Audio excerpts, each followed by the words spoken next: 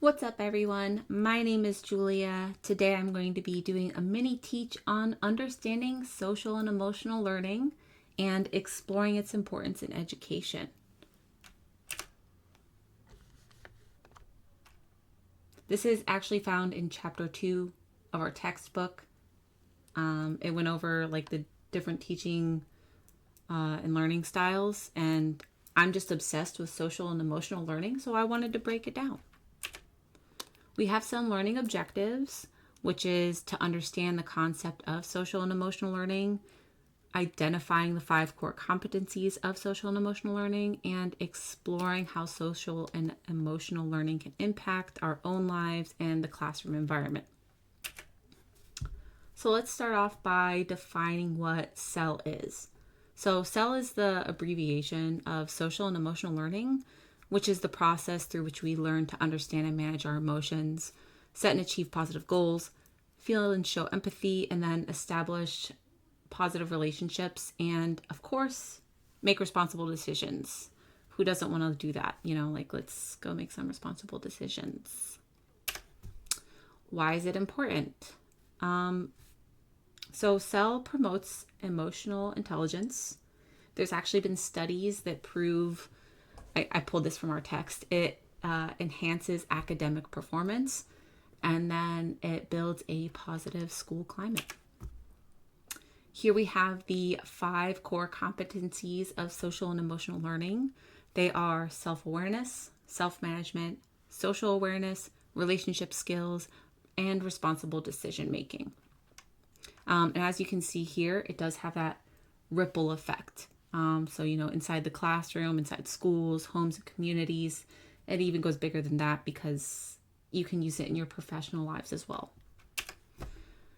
So we'll start off with going to self-awareness. This is the ability to recognize our emotions, identifying feeling as they occur. I'm sure we all know someone who's like, they're just not feeling themselves, they're not feeling right, but they can't label what that is. So this, encompasses that. This is self-awareness, recognizing it and being able to label it as it happens. Also, understanding personal strengths and weaknesses, acknowledging what we do well and areas for improvement.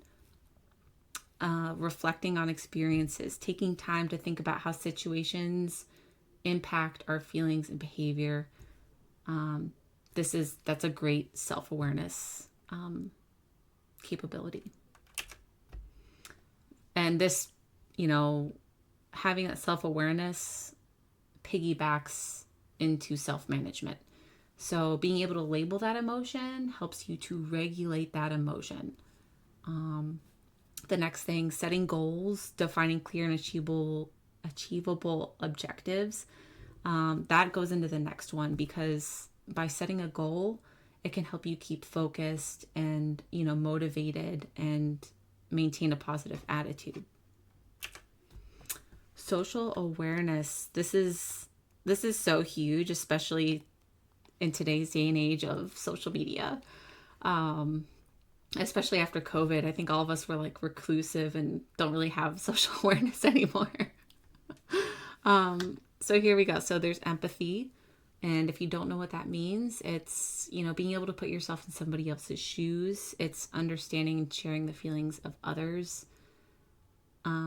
Recognizing social cues. This is, observing the nonverbal signals in, interactions or in, an area. So, reading the body language, picking up on someone's tone, things like that. Understanding diversity is appreciating different backgrounds, cultures, and perspectives. And by implementing the understanding of diversity, it helps everyone to feel valued and included. Relationship skills. We've all said it, this person doesn't have good relationship skills. This person does, like their relationship skills are so good. So that's part of social and emotional learning. So, the foundation of that looks like building healthy relationships, creating and maintaining positive connections with others, Effective communication, so being able to share thoughts and feelings clearly and respectfully. That effective communication has a huge piggyback off of empathy. So like, if you're empathetic towards someone, you're not going to be saying things that you wouldn't want said to you. Conflict resolution, managing disagreements constructively and finding mutually beneficial solutions.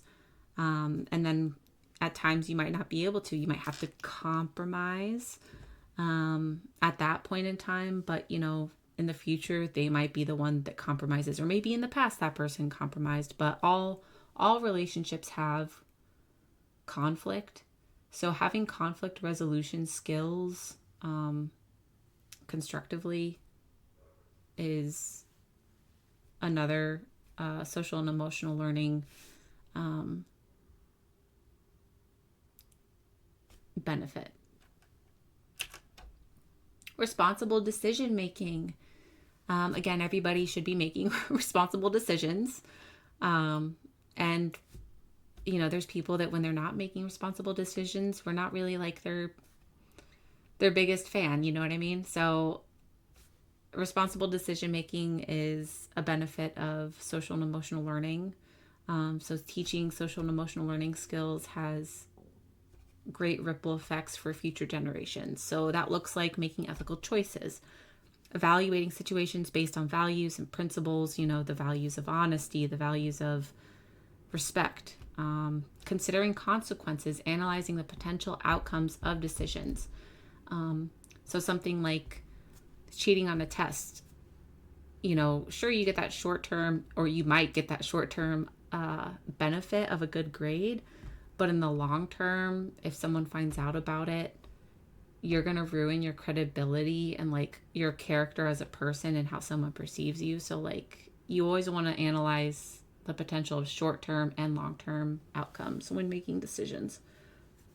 And something that can help with that is involving others. You want to seek input and perspectives from trusted individuals, people that you do respect and look up to.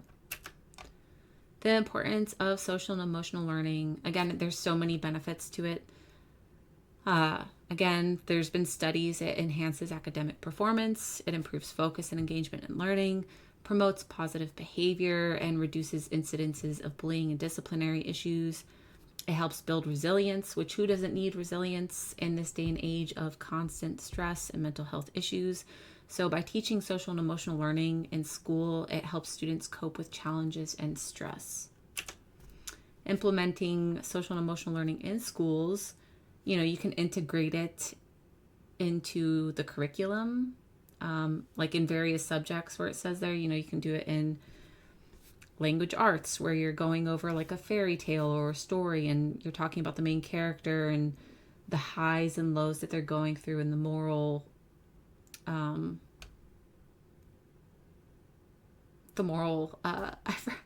losing my word.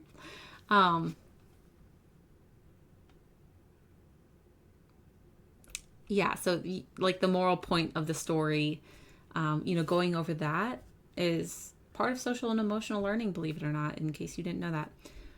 So creating a supportive environment is, fostering a safe and inclusive school culture, and then training educators, equipping teachers with tools and strategies for social and emotional learning, which all teachers should honestly be trained in because, like I said, there's so many benefits to it, and by teaching it to generations that are next to come, we can only improve society. So final thoughts on social and emotional learning. Again, there's lifelong benefits. I'm like a spokesperson for social and emotional learning. The skills are valuable beyond the classroom. Marriages, professional relationships, careers. There's so many benefits. Again, it encourages self-advocacy and personal growth and involvement from families and communities. Again, if we can all rally around the benefits and importance and value of social and emotional learning, like it'll have so many great ripple effects for future generations. So that is why I wanted to cover social and emotional learning. I hope that you guys learned something. If not, I hope that I didn't waste 10 minutes of your time.